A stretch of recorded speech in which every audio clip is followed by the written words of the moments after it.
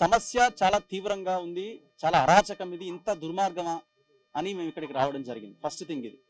మళ్ళీ చాలా మంది వాళ్ళు టీఆర్ఎస్ కదా, వీళ్ళు అది కదా, ఏ పార్టీ వాళ్ళైనా ఎవరైనా మనం ఫస్ట్ మనుషులం అన్నది ఫస్ట్ మనం గుర్తుపెట్టుకోవాలి.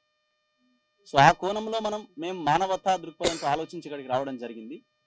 అందులో దట్టు ఇంత బలమైన బీసీవాదం ఉన్న ఈ క్రమంలో ఇట్లాంటి దాడులు ఏంది? ఎవ్రీ డే మనం మాట్లాడుతున్నాం, ప్రతిరోజు మాట్లాడుతున్నాం. ఈ బలహీన వర్గాలంతా ఏకం కావాలి, మన ఓట్లు మనమే వేసుకోవాలని. ఒకవైపున మూమెంట్ జరుగుతున్నది, 42% రిజర్వేషన్ అనే ఒక మూమెంట్ జరుగుతున్నది. ఇదంతా జరుగుతున్న క్రమంలో బెదిరియడం ఒక ఎత్తు, కిడ్నాప్ చేయడం ఒక ఎత్తు, మూత్రం దాగించే ఇంత భయంకరమైన దాడి ఏంది అసలు?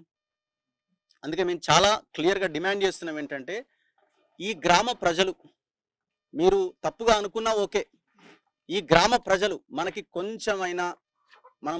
కొంచెమైనా చీము నెత్తురు ఉంటే, మన శరీరంలో మన దేహంలో ప్రవహించేది రక్తమే అయితే ఒక్కసారి ఆలోచించుకొని ఓటేయండి. నాగలక్ష్మిని భారీ మెజార్టీతో గెలిపించండి. పార్టీలతో సంబంధం లేదు. ఎల్లమ్మగూడెంలో నాగలక్ష్మి రాబోయే 5 సంవత్సరాలు ఎమ్మెల్యే కావాల్సిందే.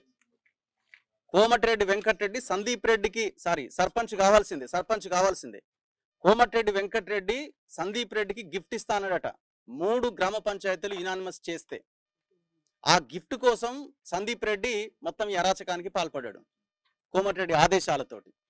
సో ఇదే ఎల్లమ్మగూడెం ప్రజలు, ఇదే ఎల్లమ్మగూడెంలో ఉన్న అన్ని వర్గాల ప్రజలు కోమటిరెడ్డి వెంకటరెడ్డికి రిటర్న్ గిఫ్ట్ ఇవ్వాలి, నాగలక్ష్మిని సర్పంచ్ చేసి.